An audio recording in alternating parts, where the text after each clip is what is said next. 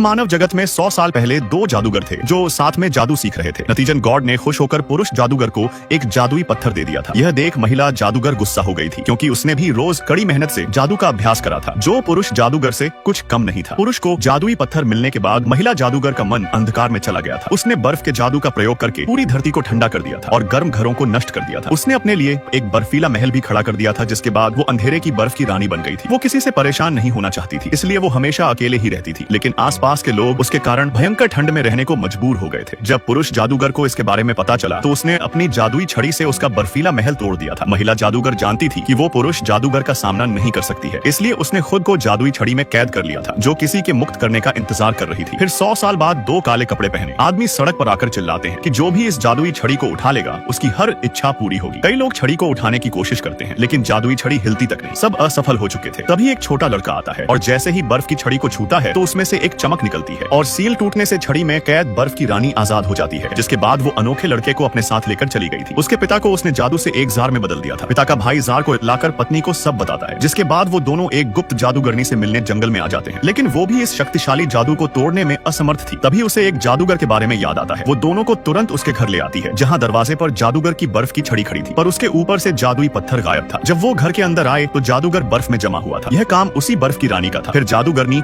अकेले ही एक गुप्त जंगल में जाती है और अपनी छड़ी से 3 बार पत्थर पर मारती है। तभी एक छिपी हुई रेल लाइन प्रकट हो गई थी जिस पर एक ट्रेन आकर रुक जाती है। जादूगरनी ट्रेन के अंदर चढ़ गई थी। ट्रेन उसे एक विशेष दुकान पर लेकर आती है जहाँ जादुई सामान बिकता था। दुकानदार के पास एक सुनहरा पंख था जो पुरुष जादूगर को बर्फ से आजाद कर सकता था, लेकिन दुकानदार का कहना था कि उसे पंख के बदले में कुछ लाना होगा तभी उसे पंख मिलेगा। जादूगरनी मान जाती है। दुकानदार उसे एक पोटली देता है जिसमें किसी भी जादुई रूप को खत्म करने की शक्ति थी। पोटली लेकर जादूगरनी एक जगह ढूंढती है और पोटली से जादुई पाउडर निकालकर जार पर फूंक मारती है, जिससे लड़के का पिता तुरंत वापस आ जाते हैं। लेकिन उनकी मुश्किलें तो अभी बढ़ने वाली थी क्योंकि उन्हें दुकानदार की मांगी हुई चीज लानी थी, वरना पंख नहीं मिलेगा। वो चीज एक चुड़ैल के घर में थी। तो जादूगरनी एक योजना बनाती है। उसने लड़के के पिता को एक मोटे आदमी में बदल दिया था। एक बुढ़ी जादूगरनी ने इस आदमी को गंजा मोटा बना दिया था, जिसके बाद वो दोनों पोर्टल से होकर चुड़ैल के घर में घुस जाते हैं जहाँ लंबी सीढ़ियां थी। तभी चुड़ैल उनके सामने आती है। बुढ़ी जादूगरनी उससे कहती है कि यह मोटा आदमी उसका नौकर बनना चाहता है। यह सुनकर मोटे के तो होश उड़ गए थे। चुड़ैल मोटे आदमी को अपने कमरे में लेकर आती है। जादूगरनी मोटे को चुपके से एक किताब देकर वहाँ से चली गई थी, जिसको खोलते ही चुड़ैल और मोटा आदमी दोनों किताब में कैद हो जाते हैं। दूसरी तरफ बुढ़ी जादूगरनी चुड़ैल के खजाने से एक जादुई प्रकाश का गोला चुरा लेती है। फिर लौटकर उसने किताब का पन्ना फाड़ा जिसमें मोटा आदमी कैद था। उसने आदमी को किताब से बाहर निकालकर वापस उसे मूल रूप में बदल दिया था, जिसके बाद वो जादू की दुकान पर जाते हैं और जादुई प्रकाश के गोले के बदले सुनहरा पंख ले लेते हैं। इस पंख की मदद से अब जमे हुए प्राचीन जादूगर को बचाना संभव था। बुढ़ी जादूगरनी ने जादुई पंख को मिलाकर एक दवा बनाती है जिसके धुएं से जमी हुई बर्फ पिघलते ही पूरा घर जगमगा उठा था और बुढ़ा जादूगर अब आजाद हो चुका था, जिसके बाद तीनों लड़के को बचाने के लिए बर्फ की रानी के महल पहुंच गए थे। जादूगरनी छड़ी के साथ जब महल के अंदर आई